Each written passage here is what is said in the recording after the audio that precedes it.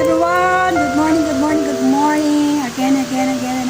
This is the second Sunday of the month of December 2023. Magandang umaga po muli sa inyong lahat at sana naman po mapagpalang araw ng pananampaan ko para sa ating lahat. Katulad nga po ng ating pang-araw-araw na pamumuhay, kailangan natin di lamang po every Sunday tayo laging puspos ng kabanana ng Panginoon, kundi sa bawat oras, minuto, segundo ng ating buhay na karapat-dapat natin parangalan ang Panginoong Diyos na buhay na ating sinasamba sa Espiritu at sa katotohanan. Kaya nga sabi po ng John 4:24, ang Diyos sa Espiritu, kaya dapat natin siyang sambahin sa Espiritu at sa katotohanan.